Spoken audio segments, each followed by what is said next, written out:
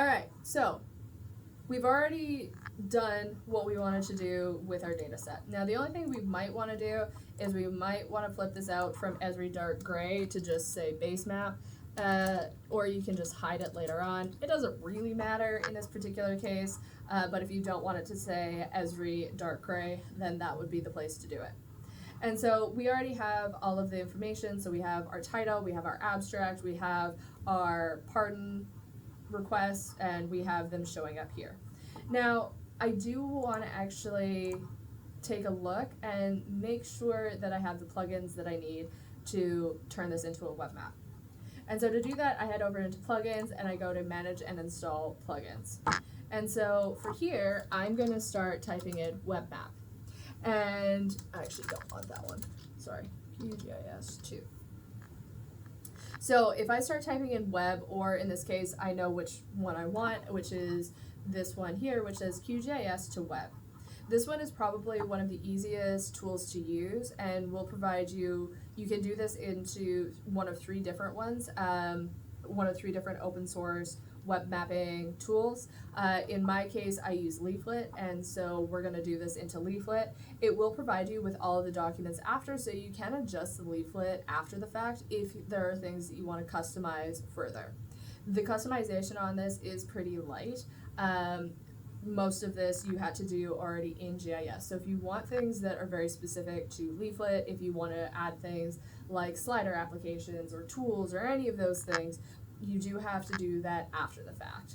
And so, but even with that, this provides a nice way. And so I can go to QGIS2Web, I can install the plugin down here. I've already installed it, so it just says reinstall. And once I do that, I can close that out. Now, what you'll see here is that at the top it says web. And so web is going to be the place where this particular plugin shows up. And so you'll see it in this case in the second one. Now, this is the only thing it does. The only thing it does is create a web map, so that's the only option you have.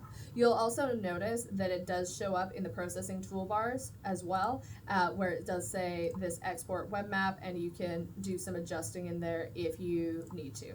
So you can adjust things if you need to in there, but most of the time you're probably just going to be dealing with creating a web map.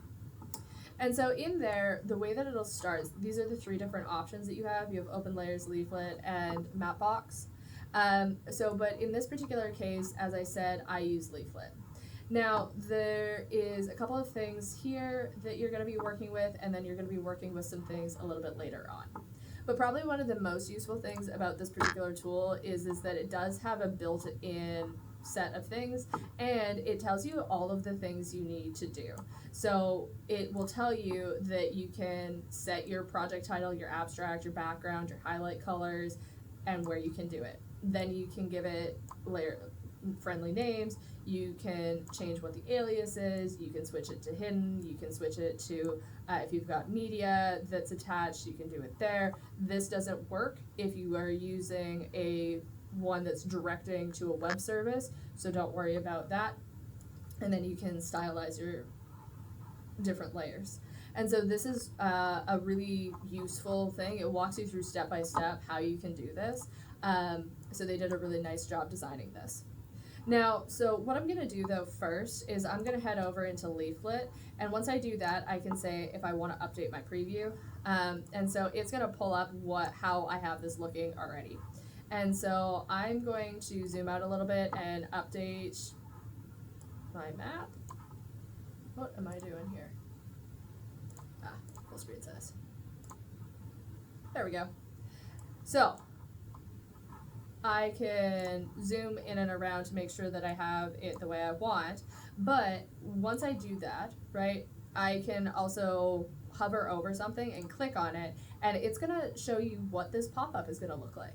And so it pops up with that image source here. So that was that image that I redirected it to. I've got this as a full pardon.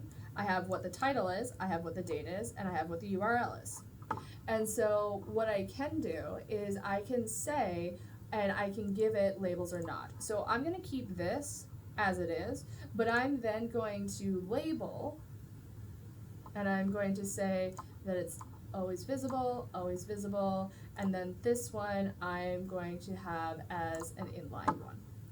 And so I'm going to update that and click on it again. So a header label is going to put the title, the field title above. An inline label is going to put it to the side. So I'm going to update my preview. I'm going to click on one of my pop-ups. There we go. And now we can see that I just have these bolded out ones. Now there's very little that I can do to adjust this. It's like, this is kind of what I've got. The only thing I can do is I can add a cluster. So if I do have things that are riding on top of each other, it will do that. Now personally, I'm not a fan of that. That's why I go with Firefly personally. So I very rarely have that one checked off. And the nice thing about Firefly is that if there are things that are listed on top of each other, that those ones pop out as brighter once you start stacking them on top of each other because of the blur transparency. And so then from there, what I can do is I can head over into appearance. So this layers and groups is going to configure how those pop-ups look. Your appearance is going to configure how your web map looks. And so the first thing I'm going to do is I'm going to add a title. And so I'm going to add my title on the upper right and my abstract on the upper right as well. And so I'm going to update that. And so that's going to put the title there, and the information is where your abstract goes. And so this is just what I put in my title and my abstract. Now the next thing I can do is I can have layered lists. And so if I have an expanded layer list, then it's going to pop out with everything, or I can have a collapsed one, and it's going to just have this one, which these are nice because it lets me turn the things on and off. Very, very useful if you have more than one tool, and so that is useful. Now, attribute filters are if you have a particular style of thing that you can categorize, that you want to be able to filter for. And so in this case, I'm going to say date, and I'm going to update it, and it's going to pop it up on the side. And because this one's labeled as a date, this one will let me scroll and change what that is. Now, one of the things I don't like about this is how it looks, and so once again, I very rarely have that, so I pretty much always have it turned off, and so I very rarely will have those filters, but it is something that you can do. These ones down here are all of the different tools that you can add. So you can add tools to measure things, to do an address search, to do a layer search. So you can do all of that if you would like. And so it will just add in what those things are. So perhaps it's something like a layer search would be useful if you have a lot of different things that are going on that you want to be able to essentially look for. And then from there, you are going to want to switch this to full screen. So you'll have noticed before that I had canvas, which had screwed up what the actual sizing of things was. And then whether or not you want different parts of the widget, right? So do I want this to be very, very bright, or do I want this to be not very bright, right? So there's that. How different do you want the things to be from their background? And maybe you do, maybe you don't. Usually its defaults are pretty good initially. And then from there, you want your extent to either be the canvas or fit to layers extent, whatever you want. So this one is a fit to layers extent, right? So this works the exact same way as it does in GIS period. And then you can also say whether or not there's any sort of restrictions to how far people can go. And once you're happy with it, right, that's what we got. So I'm going to actually zoom this out just a little bit, just a smidge. And then I'm going to say, well, I want to export to folder. So I'm going to give it a place where it can go.